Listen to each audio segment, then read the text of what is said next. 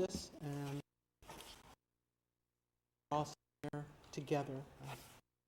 Protection, I think.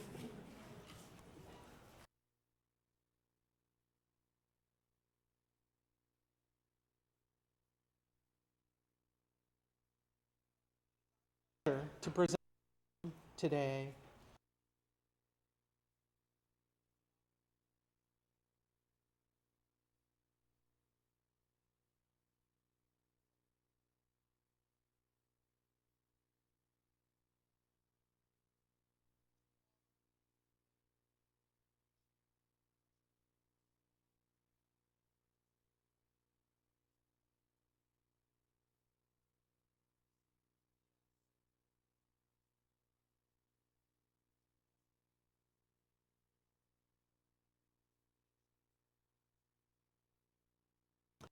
is special include the history.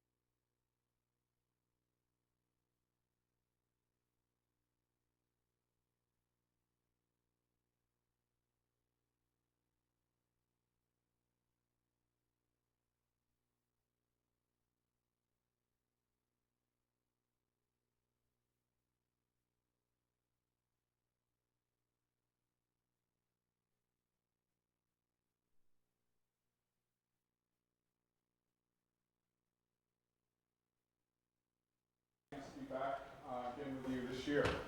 What I want to do over the next hour or so is really two big pieces. First, I will lay out the problem of genocide in a historical context to give you an idea, especially those of you who may not be in the lecture series on a regular basis, of the enormity of the problem which genocide encompasses, not just in the 20th century, not just today in Darfur, but going back throughout much of human history. And then in the enormity of that problem of genocide and the ways in which we collectively can engage in inhumanity against each other, I just want to pick out one small piece of that big issue. And that piece that I want to pick out and talk with you about is the question of who is it that does the killing at the front lines of genocide and mass killing. Not necessarily the architects, not necessarily the mid-level bureaucrats, but the rank and file. The people on the front line of mass murder, who are they? How many people does it take to commit genocide at that scale? Where do these people come from? And in what ways may they be similar to you and I? In many more ways than we think. And in what ways may they be different? Now, to kind of start to set up the stage, those two things we'll do. It's probably important that you know a little bit about my background and what perspective I bring to this topic. Most people who work in the field of Holocaust and genocide studies would be historians, political scientists, the occasional odd sociologist, and even more so, the very occasional and very odd social psychologist. In the field of social psychology, we study basically human relations. How is it that the presence of other people influences how I think, how I feel, and how I behave? This is my 22nd year in the field of social psychology. For whatever reason, and my friends like to speculate on the reasons, but for whatever reason, I've been less interested in normal human relations. So in other words, where many of my colleagues study interpersonal attraction, friendships, how people fall in love, how to get people to fall in love with you, how relationships end, how committees can do better work. They can do the work of 12 actually rather than the work of 6, and loaf in those settings. For whatever reason, again, my interest has been not toward those kind of human relationship contexts, our typical relationship contexts, but more toward human misrelations. What happens when things fall apart? Again, not really between two people in a one-on-one relationship, but between two groups of people. So early on in my work, after graduate school, my major immediate focus was race relations in America. What are the issues of race that America still struggles with, and still a large part of what I do today as a teacher and to some degree as a writer, is to try and understand how is it that groups of people can be torn apart in such ways that I think race remains one of the most divisive issues in America today. Over about the past 10 to 12 years, my research expanded in misrelations to go a bit farther down the continuum and look at issues of genocide.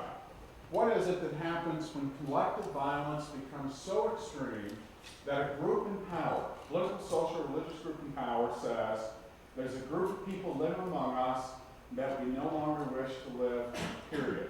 So in a way, it falls still along this continuum of human misrelations, but rather than approaching it from the standpoint of historical context or political context, I approach it from the standpoint of social psychology.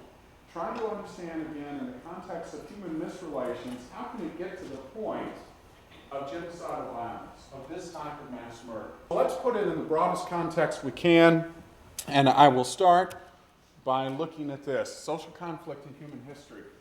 Many of you know that a large part of the Jewish and Christian tradition is based in this story that is the very beginning piece, I think, in those traditions of how we understand relationships and misrelationships with each other. Whether you see this story that comes from the Hebrew Scriptures as literal and real, or whether you see it as mythological, a way of understanding human nature, either way, I think it communicates some important truths about human nature. And the story that many of you know is the story of Cain and Abel, the sons of Adam and Eve. Hebrew Scriptures tell us that one day Cain and Abel both made a sacrifice to Yahweh, and for whatever reason, God looks with favor upon Abel's sacrifice and with disfavor upon Cain's sacrifice. And the Scriptures then go on to say that at some point in the future, Cain falls upon his brother Abel in the field. He kills his brother. Now, I grew up the son of ministers. Both my mother and father were both ministers, and I had heard this story from as long as I've been hearing stories.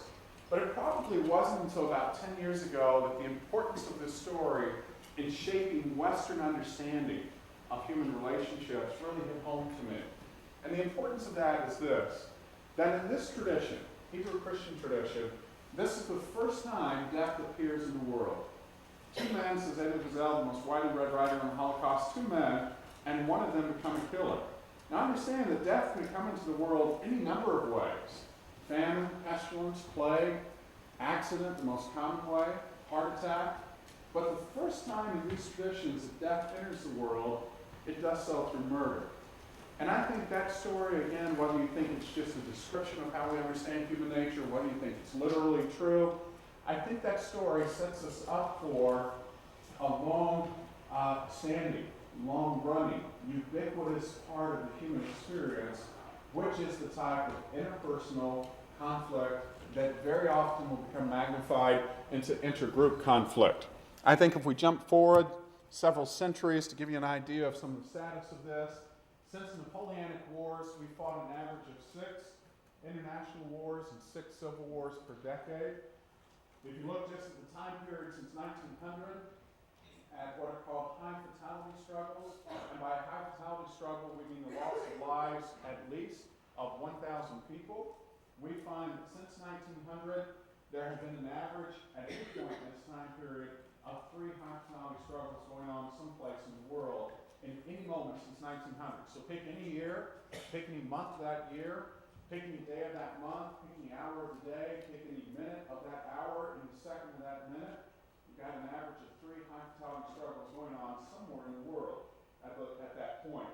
4 decades after the end of World War II saw 150 wars in a 40-year period, and really only 26 days of world peace. That's a little bit actually of a misunderstanding or misnomer, because this doesn't include internal conflicts and civil wars. These just include state-to-state wars in this 4-decade period, and even then we only see 26 days of world peace. Today, actually more than a third of the world's 193 nations are embroiled in conflict, nearly twice the Cold War level. We are one of those, more than 193 nations in the world that are presently embroiled in conflict. I think there are two quotes here that have been helpful for me as I think about, again, this expansiveness of human misrelations throughout history. One of them is a quote from Winston Churchill. He's kind of famous for quotes of all times. But Churchill is quoted as saying, "The story of the human race is war." And that quote is, it's a strong statement. The story of the human race is war. But if you ask historians, as I do with some of my colleagues, if you were to tell the story of the human race in class, and you said you could only tell it from one perspective, the perspective of religion, of disease, of government, of the rise of the nation state, what if that one perspective was war? How well would that work? And when you stop and think about it, you realize you probably could tell a very accurate and compelling story of the human experience through the lens of war. Because war has obviously shaped our geopolitical boundaries, nation-state boundaries. War has shaped the distribution of language. War has shaped the distribution of culture. War has shaped the distributions of religion. War has even shaped the distributions of diseases throughout human history as well. So I'm not real sure that Churchill is that far off when he says, very boldly, that the story of the human race itself is war. And another quote that's interesting here to me is a quote from Plato, where Plato says, "Only the dead have seen the end of war." And that's a powerful statement when you realize how true it is. That really anyone who's been alive throughout human history has lived at a point in time in history where warfare has been ongoing.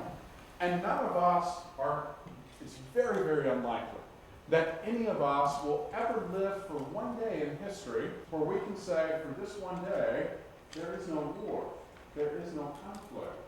So when Plato says that it's only the dead who see the end of war, again, he reminds us of how ubiquitous war is as a part of the human condition and human relations. He also reminds us that a lot of people have come to see the end of war precisely because of warfare. That warfare has led over the past several centuries to an increasing toll, number of deaths. You see in the 20th century, 100 million deaths attributed to warfare. That's 5 times the amount from the 19th century, 10 times the amount from the 18th century. Sometimes you look at a slide like this, and I think part of your immediate reaction is to say, well, this is all because of technology. We've gotten better at killing people in large number in a relatively short period of time because of advances in weaponry. And to some degree, that's true. But if we could partition out, and we can partition out, the effects of technology on a graph like this, what we would see is that the same steep curve increase would be present here because it's the number of absolute conflicts that have increased over the centuries. In other words, even if we still fought war today, like we fought it in the 1600s and the 1700s, we would still see this very sharp rise in trajectory, indicating a tremendously steep increase in the number of dead because of war and war-related dead as well.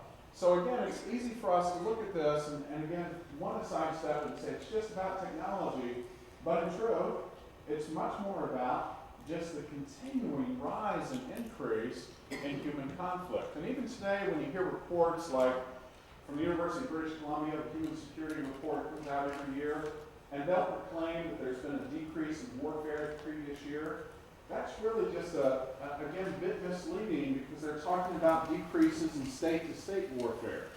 But if you continue to look at war as civil war, as internal struggles, as guerrilla warfare with impoverished nations against stronger nations or even colonizing forces, as genocide as part of warfare, you still see this continuing kind of sharp increase and rise in human conflict. Now, what I'm concerned with is less traditional warfare. In other words, I'm not a military psychologist by any sense. I really don't do work in the psychology of warfare. except as war intersects with genocide. My concern is with genocide. When that line is crossed, and this can be a very fine gray line to be sure, between what you call acceptable military conduct, military combatants, identifiable, legitimate, against other identifiable, legitimate military combatants. Now, many of us would say there still isn't anything acceptable about that, but you understand that at least this is appropriate in terms of how much of the world understands traditional warfare.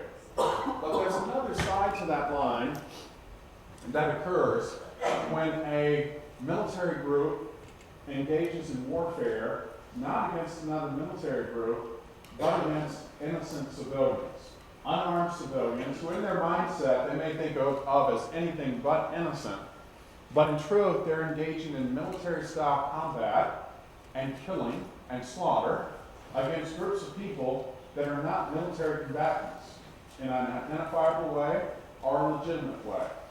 When that line is crossed, we've left behind acceptable military conduct in warfare, and we've entered into criminal conduct of genocide, war crimes, crimes against humanity, mass killings. And that is where my interest lies. Let me tell you another way to think about genocide, at least definitionally.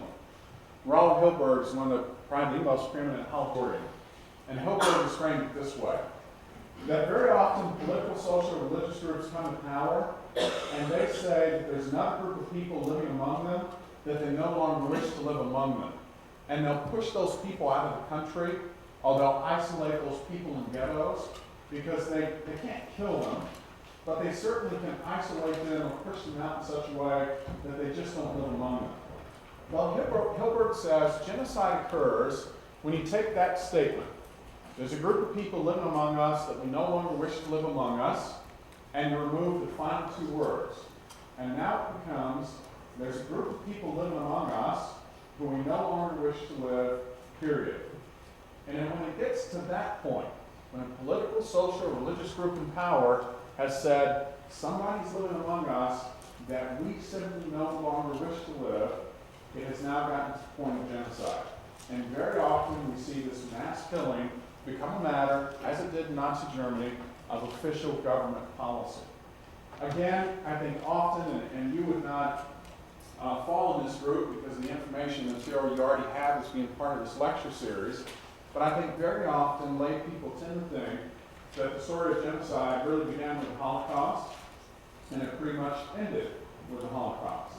But in truth, the story of genocide, again, goes back pretty much as far as human history goes back. It's going to go back even to the Hebrew Scriptures that we referenced previously.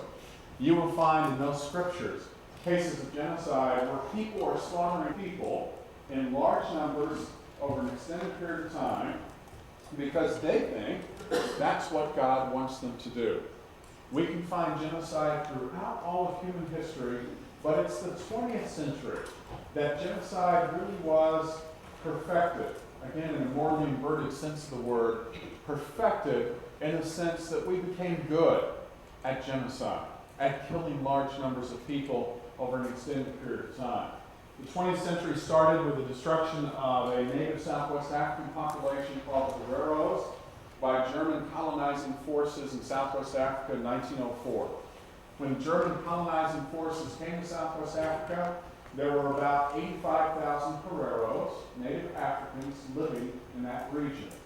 Unlike many other Africans who were impacted by colonization in the 1800s, the Herero population actively fought back and resisted the effects and the attempts of the colonizers. And in retaliation, German military forces descended full throttle on the Herero population, and out of 85,000, by about 1905, 80,000 approximately are dead. Only about 5,000 left of this population.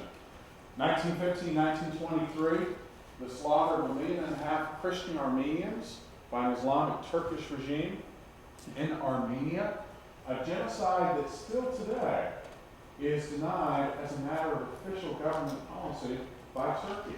And so every year coming up now on April 24th, and you'll have this, I believe, as part of your lecture series, you'll have the commemoration of the Armenian genocide. And it's necessary that you do so, because these are people still trying to convince the world that this happened to them. And again, they're having to respond to a government that, as a matter of official policy, was saying, no, this was never something that we did. These people died as a byproduct of some other wartime-related conditions.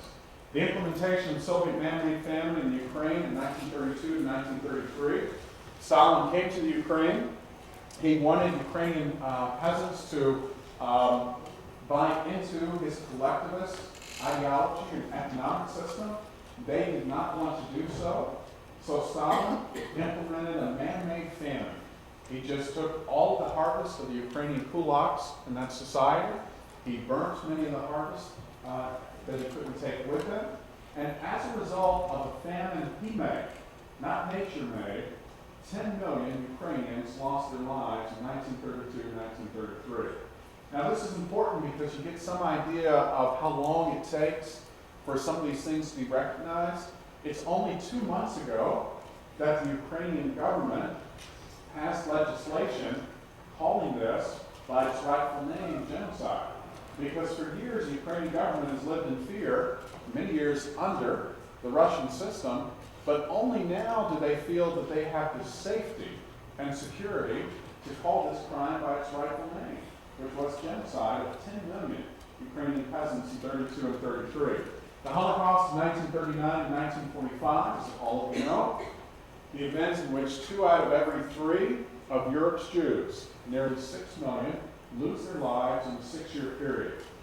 Not an unprecedented act of killing, as we see in the 20th century, but unprecedented in terms of the bureaucracy, the implementation, the technology of it, and in many ways unprecedented in terms of the absolute focus of the Nazi regime to eliminate European Jewry in its entirety.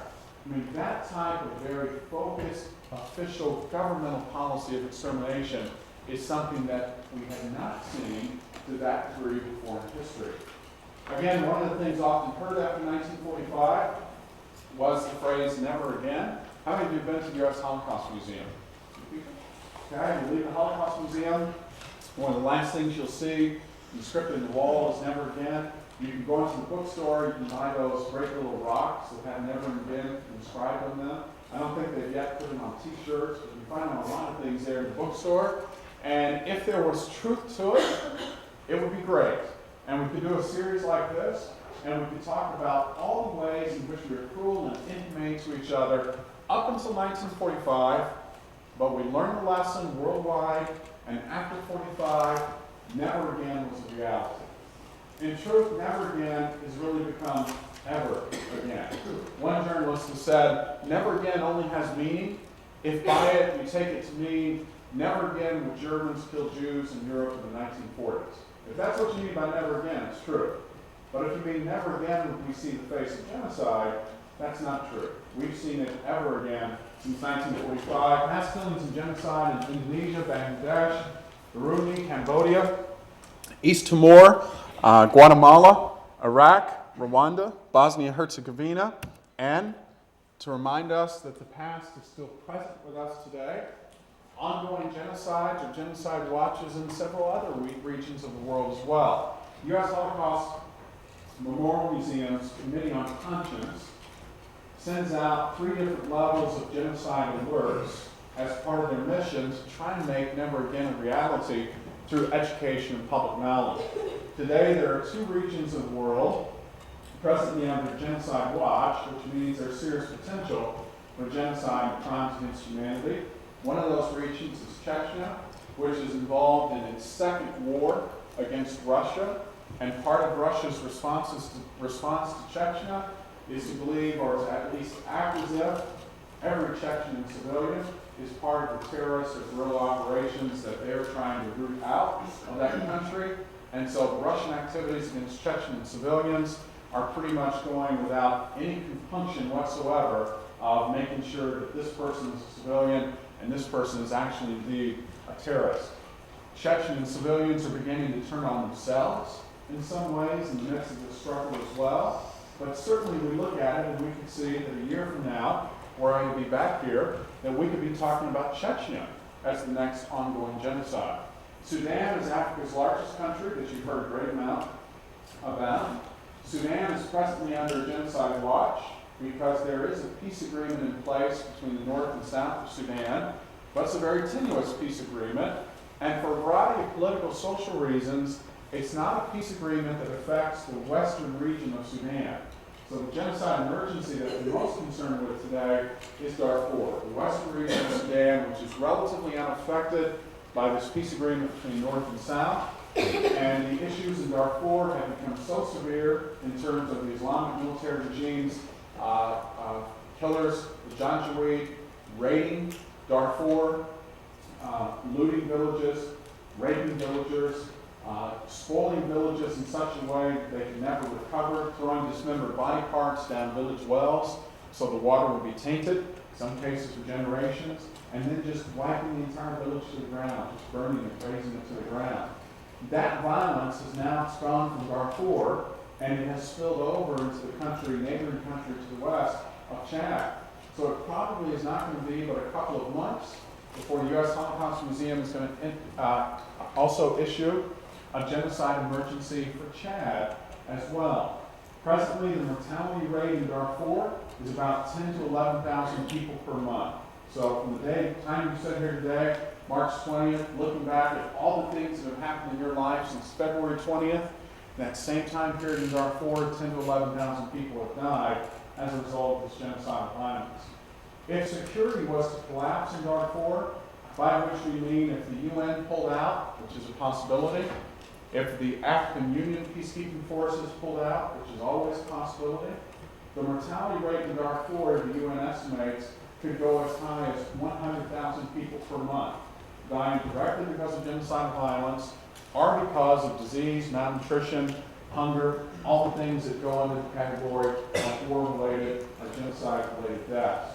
So again, in many ways, we'd like to say in a series like this that you're talking about a problem whose time has come and passed, but in truth, you're talking about a problem that is still very much with us today, and as I'll mention at the end of the lecture, I'm not convinced it's a problem that's going to go away anytime soon.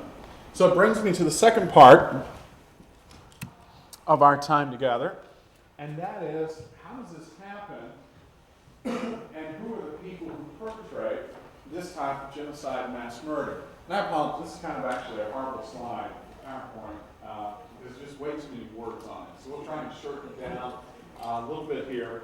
But I think the general principle that struck me is that anytime a regime comes to power, a political, social, religious group comes to power, and they decide they want to commit mass murder on their own citizens, they want to commit genocide, there are a lot of things that they have to worry about to do that. And if you just think of yourself now, if we were a group that comes to power, and we decide there's another group of people in another rival, what's a rival campus of Sonoma State? Chico State. We want to eliminate Chico State. Does everyone a good deal if we did that? Okay, what are the things we have to worry about in that scenario? Well, we have to about resistance from Chico State. Okay, maybe they stand up and say, this isn't really in the cards for us, we don't want to be exterminated. We thought for a long time in Holocaust studies that there was no part of Jewish resistance, really very little Jewish resistance to the Holocaust. In truth, there was tremendous Jewish resistance in the Holocaust, scattered throughout many pockets of the extermination process. So resistance from victim groups is real. In Rwanda, when you talk with perpetrators there, they will tell you, the victims did not go easily to their death. They didn't go like sheep to slaughter. They fought back. So if you want to kill another group of people in genocide, you got to expect that they might fight back. You've got to expect that other people in your community would stand up and say, you can't do this. I mean, other people in California should probably stand up and say, regardless of how you feel about Chico State, we can't let you do this. It's not the right thing to do. Hopefully the rest of the country would stand up and say the same thing with the rest of California. You might have to worry about pressure from the international community. Maybe the world would come here and say, this can't be done. Although in truth, and this is just between you and I, we shouldn't let it leave here, if you want to commit genocide, you can pretty much do whatever you want to do before the world's going to intervene. Before the UN's going to do anything, before the U.S. will come and do anything, before the international community comes to do anything, you pretty much can take care of who you want to take care of to the degree that you'd like to. We've seen it in Rwanda, we've seen it in Bosnia, and we see it ongoing today in Darfur. But of all these things you would have to worry about to commit genocide, here's the one thing that strikes me you don't have to worry about. And that is, where do you find the killers? Where do you find people who carry it out? Now, by killers and perpetrators, I'm not talking here about the architects of genocide. I still get this, my poor mother, when she asks what it is I do, and, she's studied affairs of genocide, and she just doesn't understand it. She enjoys the books. She likes the covers. I don't think she's read what is in them necessarily. That's in her. But she'll say to people, well, he studies Hitler. I mean, that's her shorthand way of trying to understand what I do. In truth, I have no interest in Hitler whatsoever. And it's not to belittle the role of architects or to minimize their role. Because most people focus on the role of architects.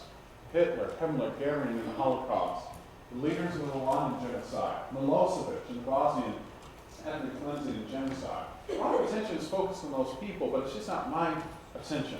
I also don't focus on the mid-level bureaucrats, the men and women who make machinery work. Excuse me.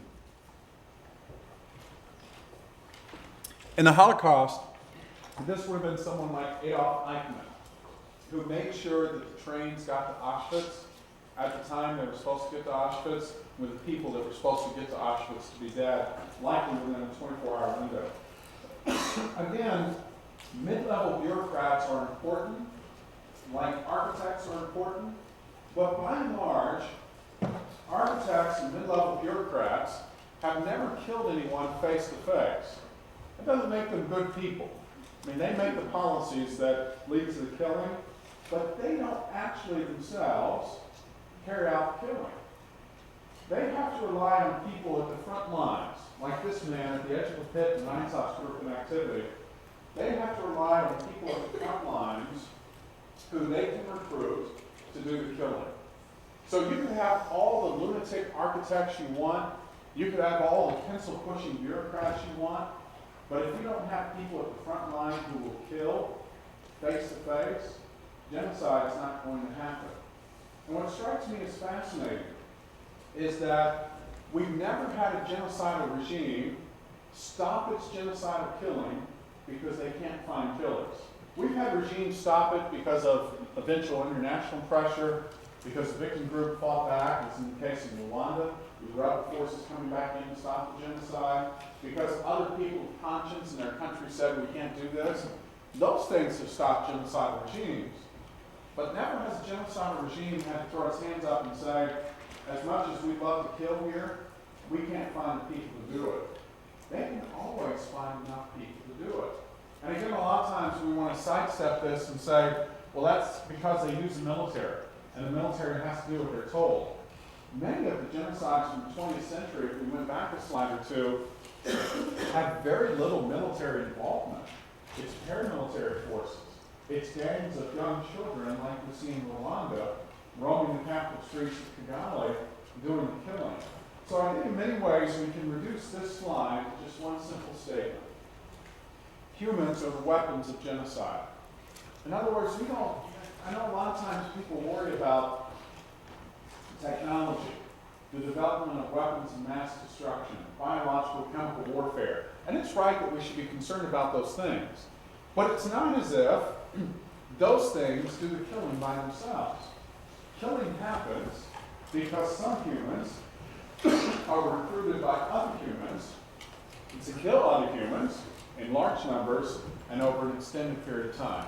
And again, I'd love to live in a world where at nighttime I could go to bed and think, well, genocidal regimes aren't going to have a long life because they can't find killers.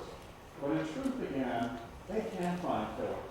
Plenty of killers to do what they want in the context of genocide.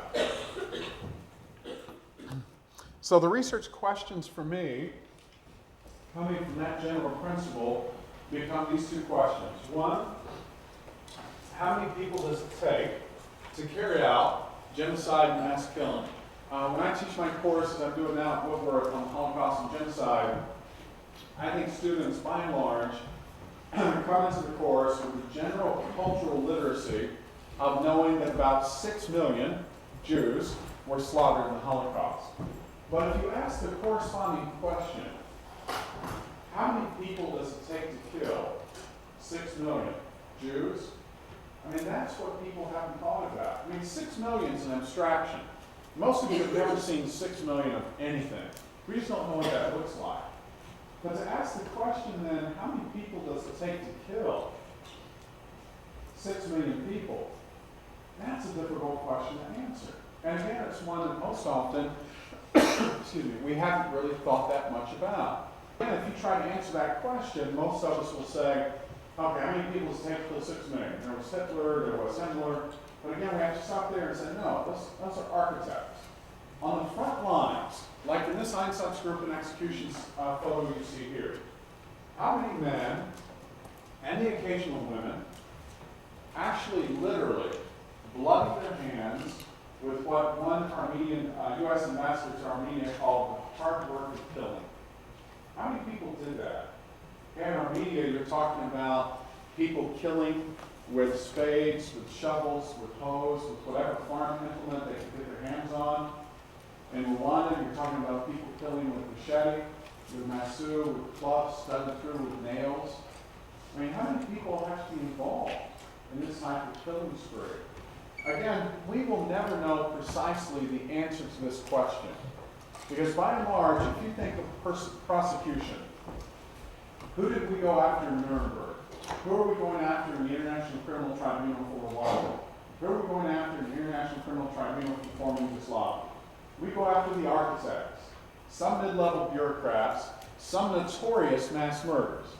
But by and large, the men that you will have seen in this photograph and a previous photograph, we don't know who they are. We don't go after them. We're not sure society can withstand the prosecution of every single person who committed genocidal crimes. One of the phrases I use in the book is the phrase, genocide overwhelms justice.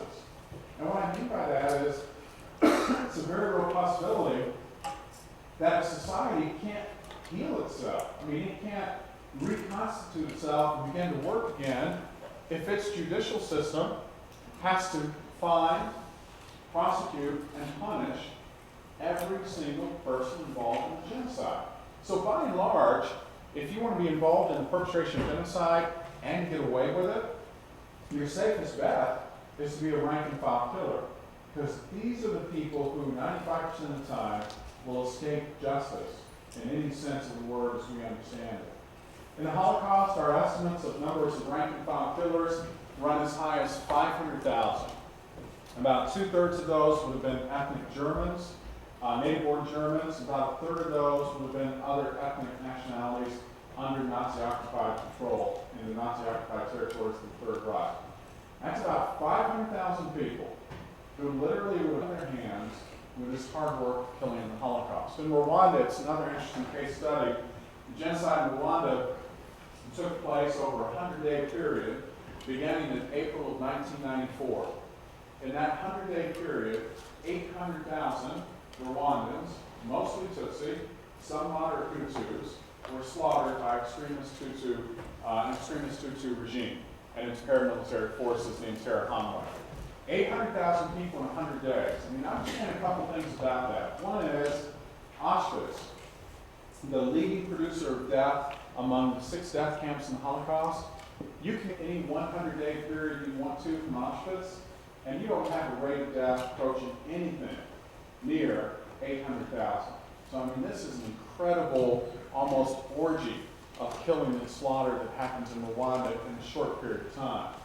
Also understand that we can now chart the course of the killings in Rwanda and have a rough idea in a 2 or 3 day period how many people died, especially in the capital city of Kigali.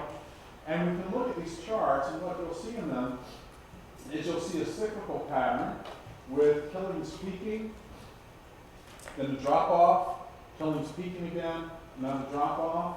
I asked a friend who was a scholar in Rwanda why is this the case? Is this because of some intermittent peace activities? Was it rainy weather that kept killers indoors? What is going on here? And his response was to say, no, what is happening is you see the rate at which the killers just simply got tired. They got exhausted from kicking, beating, hacking, clubbing people to death, and they would take a few days off and just drink banana beer to recoup their strength, and then the killing would start again.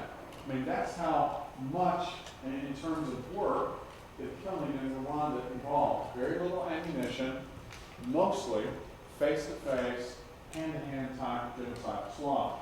So if we ask the question, how many people killed in Rwanda, my same friend who works and lives there, first estimated as many as 1 million perpetrators. When he said that, I thought I'd misheard him, because there were only 800,000 victims. How would you have 1 million perpetrators? And his response was, so much of the killing was done by groups of people, like the picture you see here of the Interahamwe, groups of boys, sometimes as young as 8 years of age, ganging up on 1 or 2 victims, and just kicking, beating, hacking, clubbing them to death. And his thought was, maybe you actually had more perpetrators than victims in Rwanda.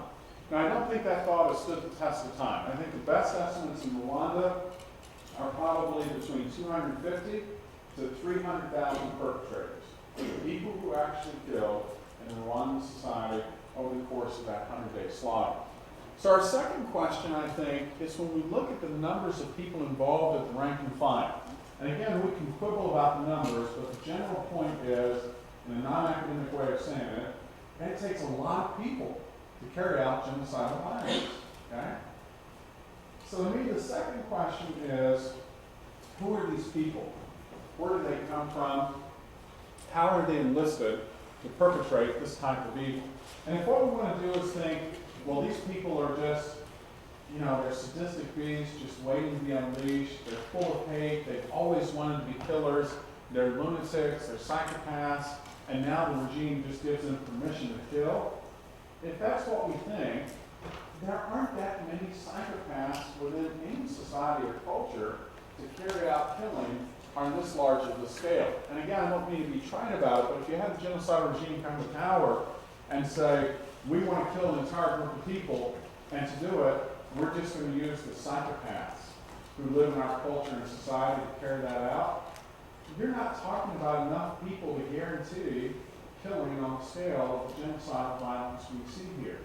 So to me, the unfortunate recognition is that there are a lot of people involved on the front lines as rank and file killers who are not psychopathic, who have no significant emotional mental disorder, who would be quote unquote ordinary people like you and I, who get brought into and who choose to come into this type of genocidal violence. Now, before we talk about kind of my idea to some degree of how that works, I do want you to understand that certainly other people have asked this same question. I'm not a creative person at all, not really a bright person at all. I'm so surprised I'm up here talking to you about these things.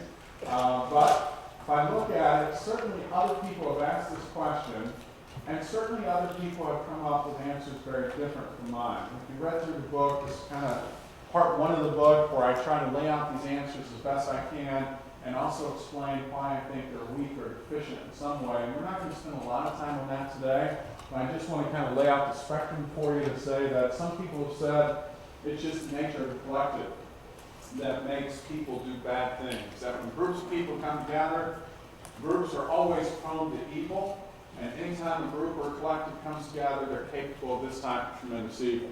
And again, I think that's just a misunderstanding. To me, it's overly simplistic. Sometimes groups come together and they do tremendous good. I mean, you're part of groups that have done some great things for this university and this community. I don't think it's true or accurate to say that every time a group comes together, it's automatically predisposed to evil. I think groups amplify the tendencies of people within them. And if you bring together a group of nasty people, as a group, they'll be capable of some pretty incredible nastiness. If you bring together a group of good people, and again, many can be part of these groups, they're also capable of some incredible good. I think other people want to focus just on ideology and say, for instance, as Goldhagen said about the Holocaust, that the Holocaust happened because Germany hated Jews in a way that no other country hated Jews. I think there are many weaknesses to Goldhagen's explanation, not the least of which is trying to solve an incredibly complex problem by just pinning it on one specific answer like ideology. I think H.L. Mencken has been quoted as saying, for every complex problem, there's a simple solution, and it's always wrong. And I think many times people have looked at this complex problem of where in the world do all these genocidal killers come from, and they've tried to just find a simple solution of, it's just the collective, it's just ideology, it's just personality. And I don't think we can ever reduce it to just anything. Is ideology important in understanding perpetrator behavior? Absolutely so. Is it the end all to understanding perpetrators? Not at all. I've read through scores of interviews with Holocaust perpetrators and trial documents, and the same thing with Rwandan perpetrators. And it's clear that some of them are very much motivated by the ideology of hatred against Jews or against Tutsi. But it's also clear that about 2 out of every 3 would have a hard time articulating that ideology to you. They don't know what ideology means. It's not what drives them. It's not what pushes them. In Rwanda, the most common thing you will hear from a perpetrator in interviews or in their testimony is, I killed because the radio said I could, and my neighbor had a cow that I wanted, and I could get it by killing it. Or my neighbor had slighted me a while back, and I could get back with him. Or my neighbor had a radio that was better than my radio, and I took it, and in the process I killed him. There's nothing ideological about that. There's certainly an understanding of the other that makes them less than human. But there's nothing just purely ideological that drives that type of genocidal killing. And then finally, people have said, well, certainly it has to be that the perpetrators have pathology, they have a twisted personality. And again, in the book, I devoted an entire chapter to this. It's kind of a long, comprehensive look at it. And to make a long story short, we just haven't found the evidence for any greater rates of pathology among perpetrators than we see in the general population. You could expect in the general population of anywhere, except maybe Chico State, where it'd be higher, that about 10% of people in the population would have some form of pathology. I try to make the argument in the book that you could actually expect for genocidal killers that the rate of pathology would even be lower because psychopaths don't make reliable killers. They don't make reliable anything. And I think in many ways, genocidal regimes actually sort through the recruiting process, in many cases for killers, in such a way that you could expect killers at the front lines of genocide to actually have lower rates of pathology in that population than we see in the general population. So if that's true, then my argument has been to say that it's ordinary people like you and me who commit genocide and mass killing. Again, I'm not by any means the first person to ever make this argument.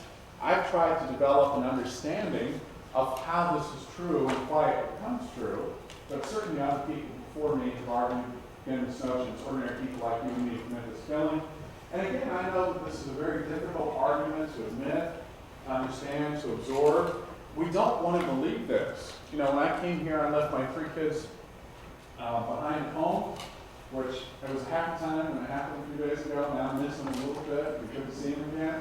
But I'd love to tuck them in at night, when I know I'm going to leave the next day, with the understanding that the type of people I study and interview and read about are never the type of people that they will know. They'll never meet anyone like the people I meet through history or I meet now who have done these genocidal massacres. That my kids will never meet anyone like that. That the worst thing they'll have to face is meeting someone from Idaho. But other than that, they'll be safe, they'll be secure, that they'll never know the type of people that I study about. And I understand the comfort in that. And I understand your comfort in wanting to say, well, it's fascinating to hear about genocidal killers and perpetrators, but they're just very different from any of the people that I'd ever know. But unfortunately, I think the reality is much closer to home literally. And that is that the great majority of perpetrators of genocidal violence are people very much like you and I, motivated by many of the things that motivate you and I, They can be well educated, they can be people of religious faith, they can be good, kind, caring, cooperative people, but they can also go down a road that makes them capable of producing the types of evil and atrocity that we've been talking about today. I like this quote from T.H. Huxley. Some of you know Huxley as Darwin's bulldog. Charles Darwin, as many of you know, was never very pushy about wanting to publish his theory of evolution, and really only did it when he thought he'd be spooked by another competing scientist in the publication of it. But Darwin wasn't really his own public champion for it. He was pretty hesitant to speak in public for a variety of personal reasons. He wasn't out there about his own theory of evolution. Huxley, though, thought Darwin had solved everything in the world with his theory, and Huxley was very much willing to be the public face that championed Darwin's theory.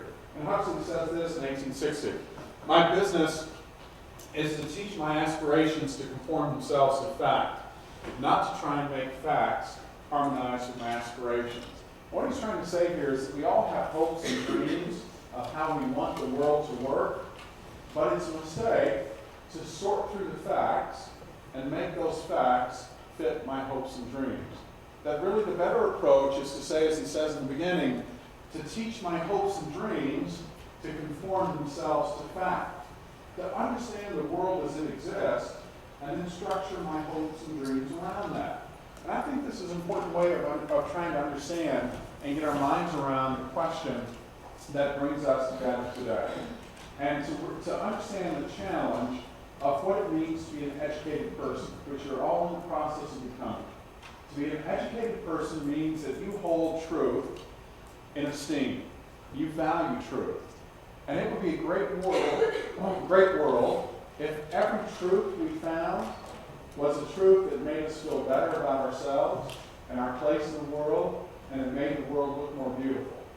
But to kind of steal from Al Gore, we know there are some truths that are very inconvenient, that aren't flattering, that don't make us feel good about ourselves, but nonetheless, it's a truth to which we have to respond, and we have to shape our aspirations and hopes around.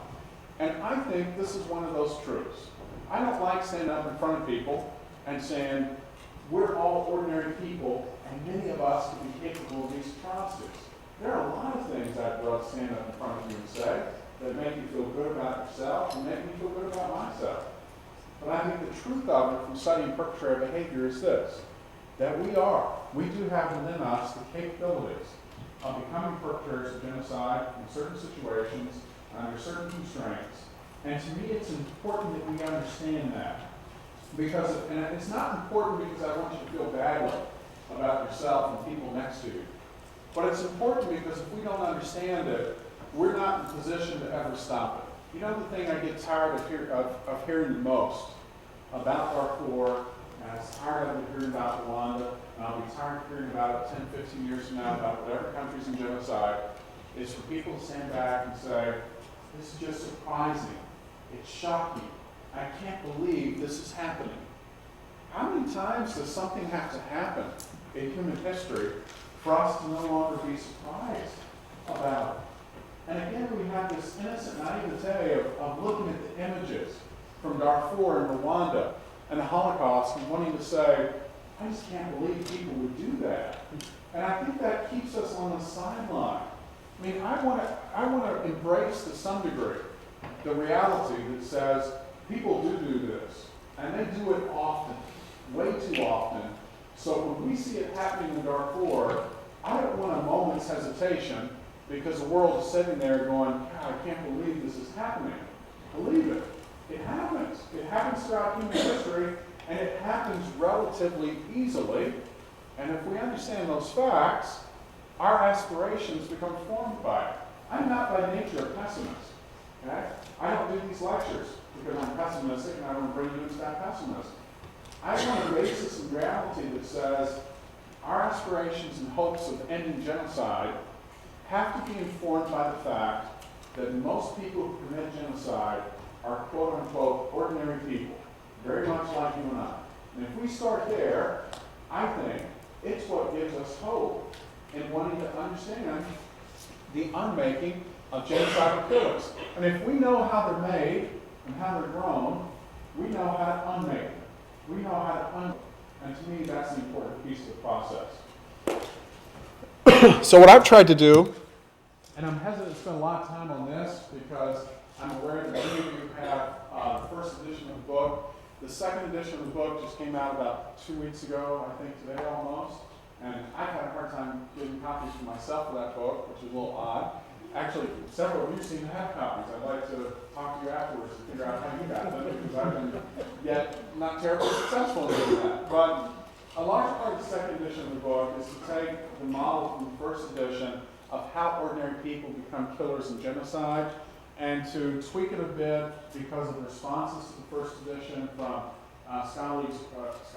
scholars and colleagues around the world who read the first edition and said, we like these things are unclear, what about this, what about this? The field of Holocaust studies changes tremendously every year as increasing amounts of archives from the Holocaust get translated, get released then to the general public and academics who work on it. So as I said in the first edition, I certainly consider the model to be a work in progress. And so this is what I'm looking at in the second edition. We're trying to understand again the role of culture in shaping a society that's capable of producing perpetrators. I don't believe that culture makes a society of perpetrators, but I think culture can make a society that's capable of producing perpetrators. I think collectivistic, authoritarian, social dominance values of societies are important. I look at Cambodia, Rwanda, Bosnia and Herzegovina, which now take increasing amounts of my attention. And I see there are societies very similar to Germany that have strong patriarchal, linear structures of society. In Cambodia, it is part of the system and the code of honor that you don't question authority. And the notion of, is the authority legitimate? Did they receive their power legitimately? Are they making legitimate demands? Those questions aren't of interest. The question of interest is, are they the authority? If they are the authority, part of the cultural code is, we obey that authority. It's not excuse-making, and again, it sounds a bit overly simplistic, but I certainly do think that certain types of cultures can foster a society that's capable of producing perpetrators. Secondly, I've been very interested from the very beginning in how is it that we define the other in such a way that they can be dehumanized, become less than human, so they can be killed fairly easily. I think when I lectured about the first edition of the book over the past few years, one of the common questions was, what piece of it do you think is most important in making a perpetrator? And I think it's really this piece of dehumanizing the other that is incredibly important for me. I think this hit me about 10 years ago, 8 to 10 years ago, I guess, in the Holocaust Museum in Washington, D.C., reading through perpetrator testimony where perpetrators being asked by a prosecutor, what made you think, or how did you come to think that it was right to kill Jews? And you had this incredible response from the perpetrator, and I think all the more so incredible because I don't think he was trying to protect himself in any ways. He was just being perfectly honest, and he said, in effect, I never thought it was right to kill the Jews, but I knew it was wrong to not kill them. I mean, that's a completely different way of understanding the other. It's not just right to kill them, that's not the issue, but it's actually wrong if you don't kill them. I mean, that's how far outside our universe and moral commitment the victim falls. It's not only okay to kill them, but if you don't kill them, you're actually doing something wrong. I think of this also when I think about testimony from American cavalry personnel in the westward expansion in the 1800s as they would run across, many times literally, American Indians on their way in this expansion. And some of the ways in which, again, they dehumanized Indians to such a degree that they desecrated their bodies in ways that we thought, you could never do this to someone that you thought of as part of the human community. You can only do this to someone that you think is no longer part of the human community. You can only sever the testicles of an Indian male that you've slaughtered and empty them and sew them together to use as a tobacco pouch if that person is no longer part of the human community. You cannot excise the vagina of a woman woman that you killed and possibly raped beforehand, and take the vagina and stick it on your saddle horn as a trophy piece, if you think of that person as part of the human community. So to me, it's essential to understanding, and this is the scary part, to step in the shoes of the perpetrator and ask the question, how does the perpetrator view his or her victims? And to realize as you step into their shoes, that their victims are so far outside the bounds of human commitment and obligation that it's actually wrong if you don't kill them. And then thirdly, to look at the issue of how genocide killing happens. It doesn't happen by people who do it alone. It most often happens by people who work in groups. And what is it about groups that socialize and teach people how to kill? Again, this is where I differ very much from Daniel Goldheimer's work. It makes it sound as if as soon as many Germans were given permission to kill Jews, they jumped into it, they enjoyed it, and they did it well and very effectively. I think most accounts of perpetrator behavior give us a picture of someone at the beginning who is nauseous, who vomits, who has hallucinations, who has to do his or her atrocities drunk in many cases. We see it in Rwanda, we saw it in Bosnia, we see it with the Einsatzgruppen in the Holocaust, but who over time becomes socialized into a process of brutalization in which they start to become creative with their destruction and their means of killing.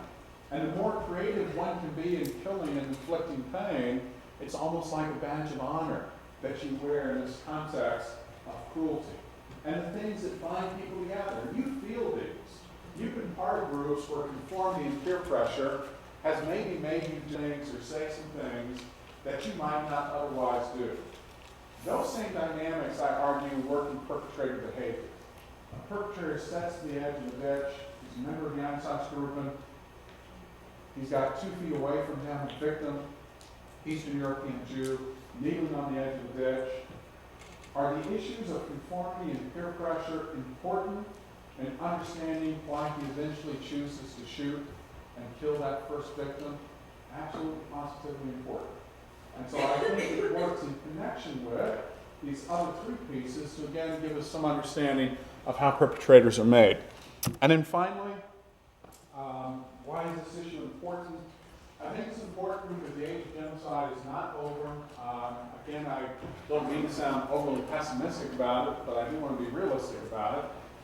And I think the realism is that with population growth continuing to just expand exponentially, and especially in some conflict-ridden continents like Africa, we recognize that with this growth in population, there's going to be a corresponding competition for resources that are very scarce.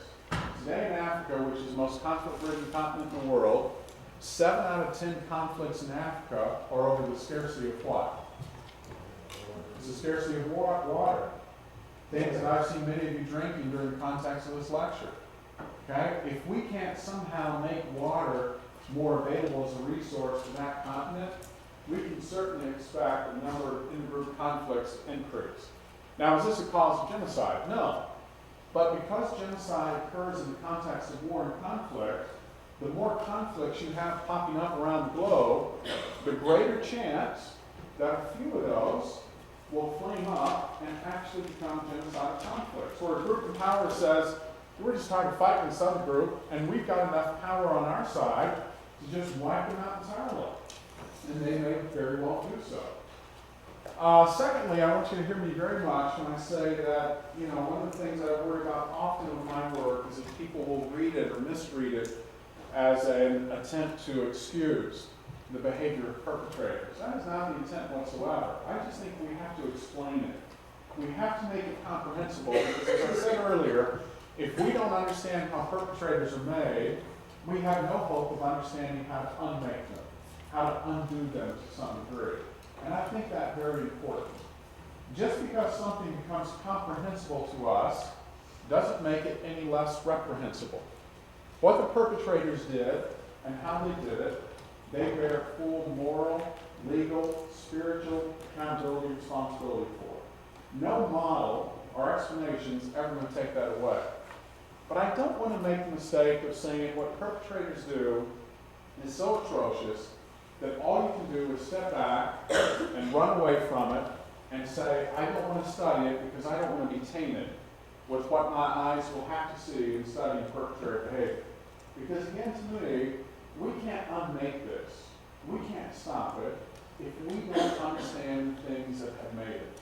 And in understanding the things that make perpetrators, that doesn't make them any less responsible by even a smidgen for the behaviors and the atrocities that they've committed. Finally, as most of you know, this book was first published in 2002 as Becoming Evil. The new book is out now a couple of weeks ago, second edition, Becoming Evil. The new book, if you're interested and you've read the old one, part one is relatively the same, some changes, small changes here or there, but I'd say part two of the book is probably about 2/3 new from what was in part one.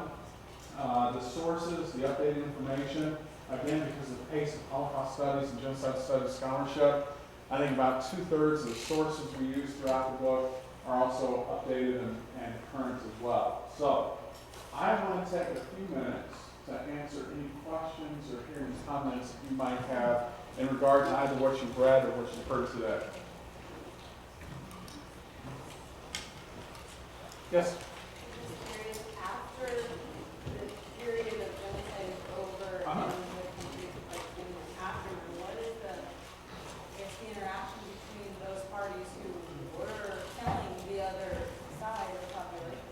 How is that? That's a great question. The after effects of genocide, what does it look like? Now, this is an important question because it's a post-Holocaust question. Okay? After the Holocaust, perpetrators and victims, by and large, never had to live together again. Jews who were still alive, a minority in Europe, fled Nazi-occupied Europe. They came in large numbers to three places: the U.S., Canada, and then in largest numbers to the state of Israel once it was established. So Jews, after the Holocaust, never really had to deal with this issue of how do you live together again in physical proximity with the people that tried to kill you. Because by and large, Jews haven't returned to those areas of Nazi-occupied Europe where the destruction of the Holocaust happened. Now that is not true in Bosnia, in East Timor, in Guatemala, in Rwanda, and it won't be true in Darfur. In those countries, and to me this is what makes the issue of reconciliation and healing just incredibly complex and fascinating. In Rwanda, you have Hutu and Tutsi who never lived segregated neighborhoods in the first place, now living literally next door to each other. You could have a Tutsi family in many rural parts of Rwanda living, again, literally next door to a Hutu family that if they didn't try to slaughter them in the genocide, probably didn't help them, didn't hide them, didn't support them in any way. And what we're faced with now in post-Holocaust genocide studies is this important question that you asked. How in the world does Rwanda start to heal itself when the perpetrators and victims have to live together? And unfortunately, and I hate to keep being, I think we could end with something pleasant I can tell you, but the unfortunate thing about Rwanda is, how many saw Hotel Rwanda? Okay, great story, Paul Rusesabagina. The movie ends, the rebel forces come back in, they beat the Hutu government down, and all things are good. Rwanda is worse off today in terms of potential for violence and conflict than it was in 1993 before the genocide started. Perpetrators and victims have changed roles. The minority Tutsi is in government, they're in power, they're suspicious of the Hutu, and they like to eliminate the Hutu in some form or the other. We have 6 risk factors that we look at to see if the country is high at risk for genocide. Rwanda is high on 5 of the 6 risk factors. I mean, there's a very good chance that by the next time the next class has this lecture series, that we could be talking again about genocide in Rwanda. Why? Because we haven't been able to answer this question: how do perpetrators and victims come back to live side by side? And Rwanda's had a hard time answering it because they don't know, do we prosecute all the perpetrators? Do they go through the court system in Tanzania? Do we do it in Rwanda? Do we do it in these local panels called Kasha panels, which means literally justice on the grass? I mean, Rwanda's trying to struggle with what this type of reconciliation looks like. So I think if you're interested in genocide studies as an occupation, but you want something hopeful that you can work toward to make the world a better place, that's exactly it. We've got to figure out what types of structures and systems we put in place that allow perpetrators and victims to literally live side by side again after the slaughter has happened.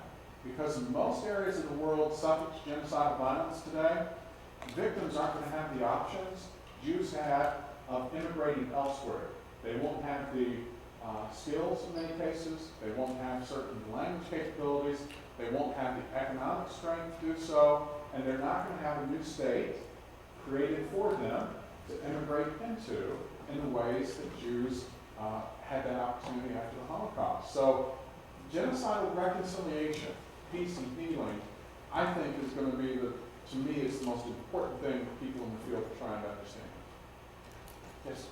Towards the beginning of the lecture, you said that there was three kind of genocide watch categories. I only caught two of them. Could you go over those again? Yeah, I just mentioned the two here, genocide emergency, which is the most severe. A genocide is ongoing. Genocide watch, which means there's potential for genocide and crimes against humanity. And the first one has changed a couple times. I believe it's just genocide alert. Do you know? I think the basic one is just genocide alert, which is the lowest level that the U.S. Holocaust Museum has. How do they decide? Like, do they decide quickly that there's an order? How many does that mean? A certain number of deaths? Or? It really isn't related to number of deaths. I think there are a lot of, I'm referring here to 6 risk factors. Barbara Harf is a researcher at the U.S. Naval Academy who has said there are 6 things you can look at. For instance, type of political governance, prior genocide, human rights abuses, and you can actually, she's tried to scale and score societies in those 6 categories to try and get an estimate of how likely genocide is to occur here in the near future. But the key part of your question is how quickly. And that's what the international community doesn't do well, is we don't do anything quickly in response to genocide. And this is important because to delay a couple of weeks in genocide like in Rwanda, because of a shipping manifest mistake in a warehouse in Baltimore, some important armored personnel carriers did not get to Rwanda in the time they should have. They got there 2 weeks later. You and I, 2-week delay, you get a card from your computer manufacturer saying, here's going to be there for 2 weeks, you live through it, it'll be fine. In Rwanda, a 2-week delay in a killing spree that's only 100 days long, you measure that 2 weeks in the loss of a few thousand lives. And for the UN or for the US or for the world to take its time responding to genocide, you just measure that life after life after life.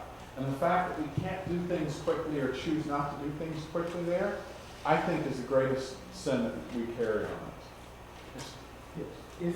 If I don't know how you mentioned South Africa, and I'm wondering how that fits into your categories, of genocide. Or, but if it does, how do you view their system, reconciliation commission, as perhaps a kind of model for other situations? It's a good question.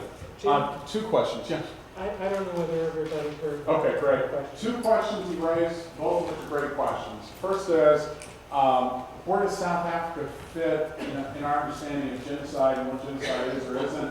And this is a very odd academic discussion, but by the UN definition, genocide just occurs in the persecution and the attempted elimination of an ethnic, national, racial, or religious group. Political groups aren't included in that. And so that leaves a lot of things out that we might think are genocide, but we have to give kind of another category to, and the category that's often given to that is mass killing. South Africa was an apartheid regime that certainly never seemed to focus as a regime on the elimination of a group of people. It focused very much and with great effectiveness on the disempowerment, the disenfranchisement of the people, and really in many ways the enslavement of the people. Those are horrible things. They're human rights abuses. They don't typically fit under the context of what we call genocide. Now, second question is a key one. In South Africa, there's been some healing because of the Truth and Reconciliation Commission. Is that a great model in terms of reconciliation and healing in genocidal societies? I'd say probably 3 things in response to that. One is the Truth and Reconciliation Commission is one of 24 reconciliation commissions that have been in place somewhere in the world since 1974. It's drawn a tremendous amount of attention, not as much because of its effectiveness, I think, as much as it has because of its tie to Bishop Tutu. An incredible man, and I think the force of his personality has drawn attention to the Truth and Reconciliation Commission. But I guess, want you to hear that it's one of 24 other ones in pretty recent history that have been somewhat effective.